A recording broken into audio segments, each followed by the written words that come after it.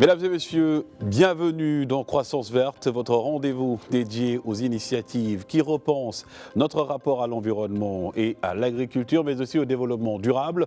Aujourd'hui, nous vous emmenons sur le littoral dakarois à la baie de Han, longtemps considérée comme l'un des joyaux côtiers du Sénégal. Elle tente aujourd'hui de renaître après des décennies de pollution industrielle et domestique. Entre travaux de réhabilitation, attentes citoyennes et défis environnementaux, la baie peut-elle retrouver son éclat d'autrefois? Et puis, direction Kaolack, où les effets de la salinisation des terres bouleversent les pratiques agricoles, tandis que certains maraîchers quittent leurs champs, d'autres misent sur l'agroécologie pour produire autrement et redonner vie à des terres fragilisées. De réalité, un même enjeu, construire un avenir plus durable. Et nous serons aujourd'hui avec M. Mbacké Seck, environnementaliste et président exécutif de Han Baykeeper. M. Seck, merci encore de nous faire le plaisir de nous accompagner dans cette émission. C'est un plaisir de participer au plateau de Croissance Verte parce que ça nous permet de relayer notre message auprès du grand public. Merci infiniment. Aujourd'hui, nous allons nager plutôt à travers les océans, mais précisément la baie de Han. Autrefois, le joyau côtier de Dakar incarne un pari audacieux de renaissance écologique face à des décennies de pollution industrielle et domestique. Les efforts de réhabilitation en cours suscitent un espoir palpable chez les habitants, mais pose la question cruciale de sa capacité à retrouver la vitalité et l'attractivité d'antan. Élément de réponse avec Fatou Cissé et Moussa Ndir. Elle s'étend sur plus de 20 km à l'est de Dakar. La baie de Han, avec sa forme en arc de cercle, était autrefois considérée comme l'une des plus belles baies au monde. Un paradis côtier qui aujourd'hui a perdu sa magie à cause de la pollution industrielle et domestique. À travers les cartes postales, on a vu l'image de la baie, comment elle était dans les années 70-80. C'était une magnifique baie. Par rapport actuellement à son image actuelle avec les pollutions des eaux usées provenant des usines, on a le droit d'être dans un bon cadre de vie et on a le devoir aussi de protéger ce cadre de vie. Et maintenant, si on n'a pas toutes les certitudes, toutes les informations de ce que doivent être ces résultats d'ici 2030 ou 2035, donc on a raison d'être sceptique et de poser beaucoup de questions sur ce que l'avenir de ce baie pour nous. Une population dégoûtée par le dépotoir qui est devenu cette plage et qui rêve d'un cadre meilleur. Des pêcheurs fatigués de rentrer bredus qui espèrent une abondance en ressources halieutiques dans un futur proche. Auparavant, cette baie était un havre de paix pour les poissons à cause de la tranquillité des eaux. On y retrouvait toutes sortes d'espèces qui venaient se reproduire. On avait des bonnes prises. Aujourd'hui, nous parcourons des kilomètres pour pêcher. Le pire, c'est qu'on ne trouve pas de poissons. Nous approuvons le projet de dépollution de la baie, mais on ne comprend plus son évolution. Ils ont déjà mis en place les intercepteurs. Selon eux, le projet est presque terminé, mais on est toujours sceptique. Le canal que vous voyez là-bas, ils ont prévu de l'assécher, mais elle continue de se déverser sur la mer. Et cela ne nous arrange pas, nous les pêcheurs. Et pourtant, sur le terrain, le processus de réhabilitation face à ce désastre écologique se fait sentir. Des travaux s'opèrent déjà au niveau de ce canal, source intarissable de polluants liquides. Des intercepteurs sont installés par endroits. Tout est intégré dans le projet de dépollution de la baie de Han. Le canal 6, construit depuis 1955, drainait seulement les eaux pluviales. Aujourd'hui, ce canal draine les eaux usées des HLM de 1 à 6. Ce canal connaît la dérivation du canal Han-Fan, le vieux canal Han-Fan qui s'affaisse dans certains quartiers. Son contenu est déversé directement dans la baie de Han à travers le canal 6. Donc voyez-vous un peu ce que nous sommes en train de faire, de vivre en termes d'atteinte de l'odeur des 6 qui est relatif à l'eau et à l'assainissement. Donc tout le monde a droit à un assainissement sain, mais cet assainissement sain ne doit pas se faire au grand dam de la mer. Écologiste et surtout militant pour la préservation de la baie de Han, Mbacké fait partie des riverains sceptiques concernant l'état final du projet. Mais nous, populations, nous souhaitons un traitement tertiaire pour que le volume d'eau usée qu'on doit déverser en mer soit des eaux réutilisables. Parce que nous sommes en 2026 et il n'est pas question de déverser autant d'eau usée traitée en mer. Si les eaux sont bien traitées, ce n'est pas correct de les déverser en mer. Si les eaux sont mal traitées, ce n'est pas normal de les déverser en mer. Donc nous pensons qu'il faut un bon traitement avant de voir une autre alternative que de les déverser en mer. Et comme alternative, cette membre de l'association environnementale féminine de Han préconise. Les eaux usées qui ont subi un traitement tertiaire pourront être réutilisées dans l'agriculture. Elles serviront à arroser les champs. Il est inadmissible de déverser les eaux usées dans la mer. À ce rythme, avec l'hivernage qui approche, on risquerait une inondation. Badiane Gor est en même temps vice-présidente de la commission environnement au niveau de la mairie. Adja est très engagée dans le développement de sa commune. Elle aussi, comme tant d'autres, questionne l'issue de ce projet de dépollution.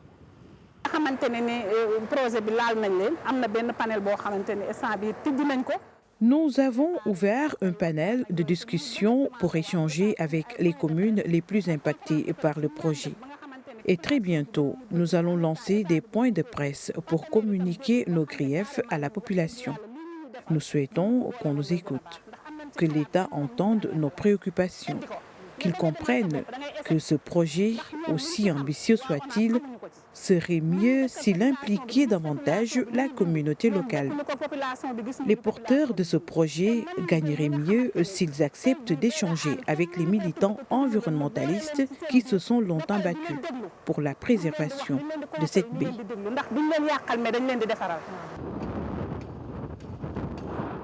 Porté par l'Office national de l'assainissement du Sénégal, ONAS, le projet de dépollution de la baie de Han, qui est actuellement à 95% d'exécution, vise à assainir l'environnement pour 500 000 ménages de la zone. Les travaux sont quasiment terminés au niveau de la station d'épuration, mais sachez-vous qu'actuellement, il y a des lots actuellement qui sont toujours en cours. Donc, on n'a pas encore eu de l'eau au niveau de cette station. Donc, la station, elle est fonctionnelle, mais elle n'est pas encore mise en service. Donc, on est dans la phase de conservation. Donc, d'ici quelques mois, si on termine les autres lots et on amène de l'eau ici au niveau de cette station, là, on saura l'impact. Pour répondre aux inquiétudes des habitants de Han concernant l'implication de la communauté locale et le partage d'informations de mise à jour, le chef de projet a tenu à rassurer. Pour les populations, on travaille avec des ONG comme F-Tropis qui assure tout ce qui est ISI. Cela veut dire information, éducation et communication auprès des populations. En organisant des caravanes de communication, des ateliers d'information auprès des populations pour informer sur les avancées du projet. Il y a le mécanisme de gestion des plaintes, il y a aussi le PAS qui est le plan d'accompagnement social que notre expert actuellement travaille en parfaite collaboration avec le cabinet EVE pour au moins prendre en charge toutes ces préoccupations-là. À l'horizon 2027, les stations d'épuration devraient être fonctionnelles. Le système de dépollution lancé, la baie pourrait enfin retrouver son attractivité. En attendant, la population de Han, qui rêve de cadres de vie assainis et de pêche relancée, s'efforce de rester optimiste. Pour l'heure, elle appelle à une responsabilisation collective pour entretenir la baie au quotidien. Une responsabilisation collective. D'ailleurs, nous allons retrouver notre invité, M. Mbacké Seck, qui est intervenu dans ce reportage de Fatou Cissé. Monsieur Seck, vous avez suivi avec nous et avec attention, je l'imagine, ce reportage. Alors aujourd'hui, comment expliquez-vous la multiplication des initiatives citoyennes de nettoyage au Sénégal ces dernières années? Ce qu'il explique simplement, c'est que nous ne sommes pas aussi confiants que ça sur le programme de dépollution. Parce que si vous faites un programme qui a une durée de 24 ans, sans impliquer totalement les populations dans la gouvernance, c'est vous-même qui entraînez les incompréhensions. C'est pourquoi nous pensons qu'à côté de la dépollution qui concerne les eaux usées, il est important de mettre en place un nettoyage des déchets solides. Parce que tous les océans du monde sont pollués aujourd'hui par les plastiques, par les microplastiques et par beaucoup d'autres déchets. Donc, il faut à la fois un projet de dépollution liquide et un projet de dépollution des déchets solides. Et à ça, nous appelons l'ONAS et le gouvernement du Sénégal depuis quelques années. Mais ils ont du mal à entendre les préoccupations premières des populations. C'est pourquoi nous retroussons les manches pour nettoyer la plage par nous-mêmes. Et dans cette même dynamique, les Jeux Olympiques de la jeunesse sont organisés par le Sénégal. En quoi d'ailleurs l'implication de Dakar 2026, pour parler des JOJ, peut-elle renforcer la sensibilisation environnementale auprès des jeunes? Le Sénégal a 718 km de côte. Dakar, qui abrite les Jeux Olympiques, est une presqu'île. Donc, faire des Jeux nautiques devrait être très facile. Mais malheureusement, à cause de la détérioration de la qualité des eaux, les Jeux nautiques sont déplacés à 90 km dans la station de Saly. Cela prouve simplement que dans toute la presqu'île du Cap-Vert, il n'y a pas de plage fréquentable où les eaux sont de bonne qualité pour assurer la sécurité des sportifs. Autant on doit s'occuper de la sécurité des eaux de baignade des sportifs, autant on devrait s'occuper de la qualité des eaux de baignade des riverains de Dakar. Donc nous appelons le comité national, le COJOJ qui organise les Jeux olympiques, à travailler sur un dispositif qui va rendre acceptable les eaux de baignade au niveau de Dakar. Parce qu'ils travaillaient pendant les Jeux olympiques et après les Jeux olympiques, nous laisser des eaux de très mauvaise qualité, à ma foi, ça ne répond pas aux objectifs de développement durable et à la dignité des citoyens sénégalais. Et fort de cela, tous les participants... Oui, je disais justement, dans votre même dynamique, fort de cela, quels sont aujourd'hui les principaux défis d'ailleurs rencontrés par les associations citoyennes dans leurs actions quotidiennes comme la vôtre, parce que vous aussi, vous êtes un fervent défenseur aujourd'hui de la baie de Han de manière générale? La protection et la promotion de l'environnement incombent aussi bien les pouvoirs publics que les citoyens que nous sommes. Chacun doit jouer sa partition selon ses moyens. Nous ne nous laisserons pas faire. Nous allons, à notre niveau, avec les moyens idoines, faire en sorte que les plages du Sénégal soient visitables. Parce qu'on ne peut pas convoquer le monde sportif, la jeunesse sportive du monde et avoir des plages de très mauvaise qualité. Donc nous veillerons à ce que les plages du Sénégal soient propres, aussi bien à Dakar que sur la petite côte. Nous veillerons à ce que tous ces déchets liquides qu'on déverse dans notre plage soient stoppés avant les Jeux olympiques et qu'on présente un beau visage de la presqu'île du Cap-Vert qui vraiment est une merveille du point de vue géographique. Mais quand vous descendez au ras des vagues sur la plage, c'est une horreur. Mais il est possible de rectifier le tir et de présenter des plages de bonne qualité. Et comment, rapidement, bien évidemment, M. Seck, comment transformer d'ailleurs ces mobilisations ponctuelles en une dynamique durable de gestion des déchets et aussi de civisme environnemental? Oui, nous avons ce qu'on appelle l'économie circulaire qui permet de recycler, de transformer et de réutiliser les déchets que nous retrouvons sur la plage, ne serait-ce que les déchets plastiques. Nous sommes aussi à l'écoute du gouvernement pour la satisfaction de nos demandes en termes de matériel, en termes de mobilisation, mais en termes d'implication sur les programmes initiés pour la gestion intégrée de la zone côtière. Et cela nous permettrait de faire des actions complémentaires à toutes les initiatives que le gouvernement du Sénégal est en train d'initier. C'est pourquoi nous sommes membres de l'Observatoire national du littoral et nous sillonnons l'ensemble des plages du Sénégal pour apporter des solutions. Donc cette dynamique associative peut venir en appoint aux efforts que le gouvernement est en train de prendre un peu partout. Et nous allons rester d'ailleurs dans cette dynamique. Vous restez avec nous, M. Seck, qui parle d'eau, parle aujourd'hui de sources de vie. Dans cette optique, les terres agricoles aussi sont une source d'espoir pour les populations au Sénégal. Dans la région de Kaolack précisément, de nombreux maraîchers abandonnent donc leurs champs pour cultiver des légumes dans d'autres localités, tandis que d'autres utilisent des méthodes agroécologiques qui leur permettent d'ailleurs de mieux exploiter des zones à forte salinité. Sirmi Boukaka et Jules de Barros nous en disent plus.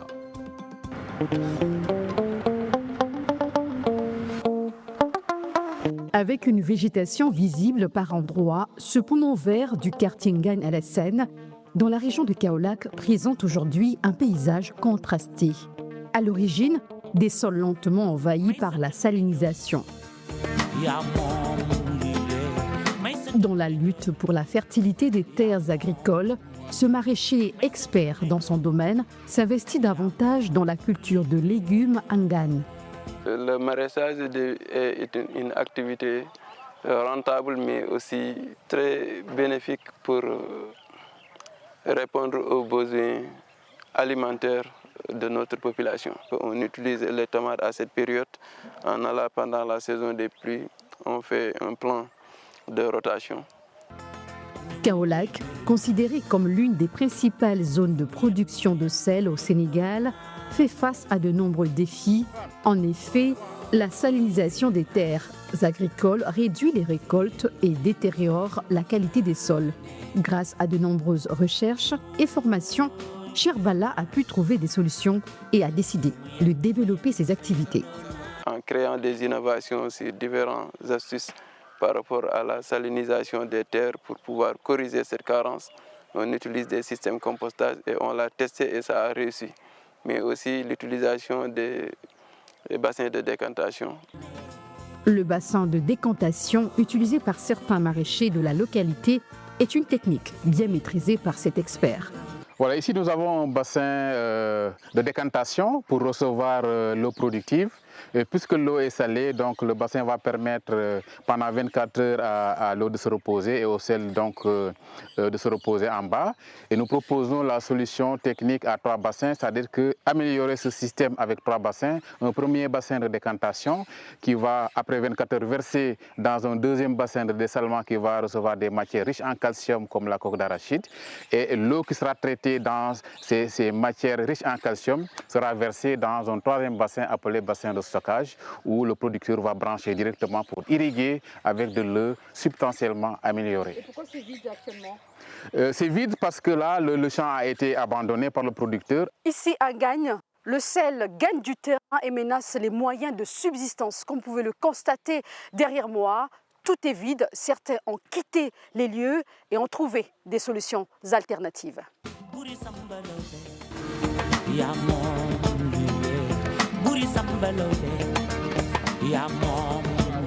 Ces 2 maraîchers travaillent ensemble dans ce quartier de Daruminam. D'ailleurs, le nouveau champ a déjà été entamé. Puis j'ai trouvé un autre terrain ici. J'ai creusé le puits derrière vous, donc je l'ai creusé et heureusement pour moi, la qualité de l'eau était meilleure. Première année d'installation sur cette terre, et on avait essayé deux variétés, la salade et le poivron. Nous sommes là aujourd'hui pour l'installation d'un nouveau champ. Nous avons constaté que le sol n'était pas au même niveau. Il a donc fallu procéder à une remise à niveau précise. De l'autre côté, dans la zone de Ngane, certains citoyens déplorent l'abandon des champs par de nombreux maraîchers. Ce n'est pas bien de laisser complètement son champ. Certaines personnes abandonnent leur champ faute de rendement. Quant aux délégués de quartier, ils se disent également préoccupés par la détérioration des sols causée par la salinisation. Nous souhaitons qu'on nous aide à récupérer nos terres, afin que nos enfants qui partent chaque année à Dakar pour chercher du travail puissent revenir cultiver les champs. L'accumulation excessive de sel dans les terres cultivables ne devrait pas empêcher les maraîchers de produire. C'est ce qu'affirme cet expert. Avec le compostage, on nourrit le sol et le sol nourrit les plantes. Alors qu'en utilisant les engrais chimiques, on nourrit directement la plante et on détruit les micro-organismes du sol qui sont censés maintenir ce qu'on appelle la biocapacité en préservant la biodiversité. Donc je conseille l'utilisation des engrais organiques qu'on appelle compost. Et c'est pourquoi d'ailleurs nous avons gagné le marché de la conception et de la fonctionnalité de l'unité de compostage de l'université du Sine Saloum. En plus du compostage, d'autres solutions idoines existent pour faire face à la dégradation des terres due à une forte teneur en sel. L'autre solution maintenant concernant les terres qui sont envahies par submersion, c'est de créer des digues anti-sel. Là où l'eau de mer envahit, si vous mettez une digue, c'est une barrière physique, la digue ne pourra pas, avec la digue, l'eau de mer ne pourra pas envahir les terres agricoles. Ce jeune homme a fait un mémoire d'études sur la question de la salinisation des sols à Kaolack. De son travail de recherche sont ressorties quelques recommandations. J'ai recommandé à l'État du Sénégal d'organiser des séances de formation aux producteurs sur les méthodes de restauration à travers les méthodes mécaniques, que ce soit les méthodes biologiques qu'on est là, le compostage, le reboisement et tout. Les autorités municipales, de leur côté, ont pris un certain nombre de dispositions. Nous avons prévu de voir comment installer des systèmes de drainage pour un peu diminuer l'excès de sel. Nous voulons utiliser aussi le reboisement et la restauration végétale. Il y a certains arbres qui ne souffrent pas de ça, comme les filao.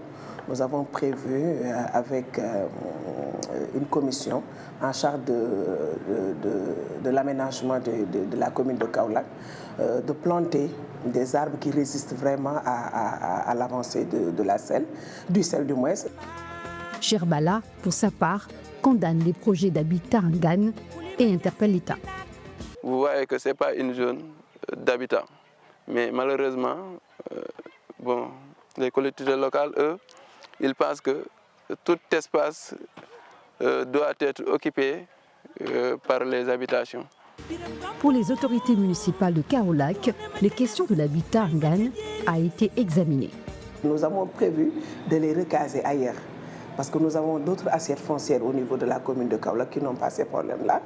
Donc nous avons pensé les déloger et aménager carrément la zone de Gane comme une zone de culture.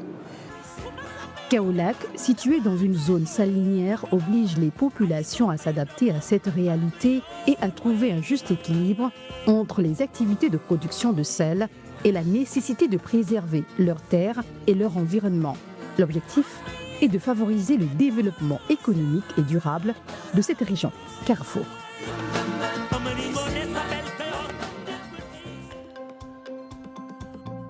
Toujours dans le cadre de l'environnement, Monsieur Seck, Mbacké Seck, donc vous avez suivi avec nous ce magnifique reportage et je ne suis pas étonné bien évidemment de votre aussi spécialisation dans le domaine de l'agriculture parce que la majeure partie des Sénégalais aussi aiment la terre. Et aujourd'hui, à votre avis, après avoir suivi ce reportage, en quoi selon vous les méthodes agroécologiques permettent-elles de mieux valoriser les sols affectés par le sel par exemple ? Nous voyons une des manifestations des impacts du changement climatique. Plus de chaleur, de l'eau plus acide et une avancée de la langue salée dans les cours d'eau. Nous sommes dans le bassin versant du Sine où la langue salée avance fortement. Et à l'intérieur des terres, il y a le problème du biseau salé, de sorte que même l'eau potable pose problème.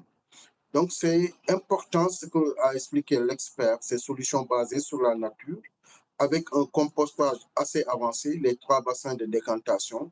Et nous pensons que ce qui est important au niveau de Kaolack et de toute cette zone du Sine Saloum de Delta, c'est de faire en sorte que l'agriculture qui régresse à cause de la perte des terres, à cause de l'avancée du biseau salé, on doit déplacer ces maraîchers vers d'autres zones qui ne sont pas encore envahies par le sel.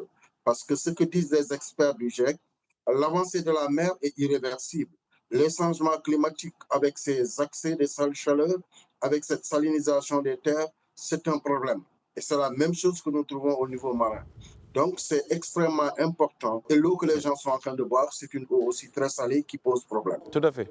Oui, vous étiez en train d'intervenir justement sur un point assez essentiel. Je vais reprendre la question parce que nous avons eu un peu des soucis techniques à vous entendre par rapport aujourd'hui à cette dynamique, comme je le disais, concernant aujourd'hui la salinisation du sol. Votre analyse a été assez pertinente. Et d'ailleurs, ces nouvelles pratiques agricoles sont-elles économiquement viables pour les petits producteurs, à votre avis ? Oui, il faut, à défaut de grands moyens, chercher des solutions basées sur la nature.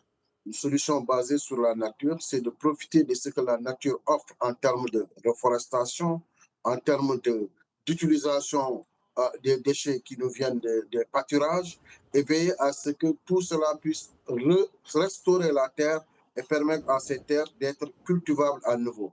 Les terres arables manquent terriblement dans cette zone. Et la solution, à mon avis, c'est de continuer à faire les analyses avec les centres de recherche agricole, c'est de voir quelles sont les solutions les plus adaptées à cette zone, d'écouter aussi la météo, parce que si on doit faire de l'agriculture irriguée, la nappe phréatique aussi est victime des biseaux salés.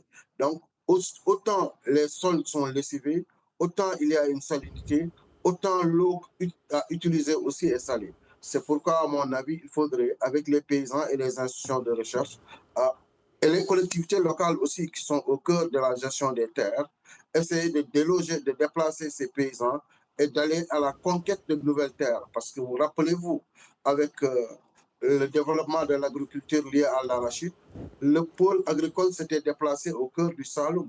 Aujourd'hui, si ces terres sont envahies par le sel, il ne faudrait pas aussi ne pas hésiter à déplacer les paysans vers d'autres zones en utilisant les solutions basées sur la nature, mais veiller à ce que ces paysans aient des produits qui leur permettent de vivre en toute dignité.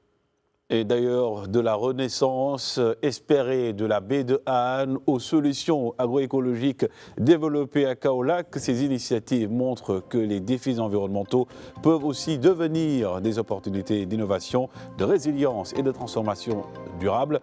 Monsieur Makesek, merci encore. Je rappelle donc que vous êtes écologiste et aussi sentinelle de la baie de Han, un des défenseurs aujourd'hui de l'environnement au niveau de cette baie sénégalaise. Merci infiniment. Il faudrait dans toutes les solutions intégrer les communautés parce qu'elles sont au cœur de tous les dispositifs. Et un problème bien compris, bien approprié est déjà une solution. C'est pourquoi nous invitons les pouvoirs publics et les institutions de recherche à impliquer les populations dans la recherche de solutions. Et une solution durable d'ailleurs. Ainsi s'achève, mesdames et messieurs, cette édition de Croissance Verte. Merci de nous avoir suivis. Rendez-vous très bientôt pour une nouvelle immersion au cœur des enjeux écologiques et des solutions qui façonnent l'Afrique de demain.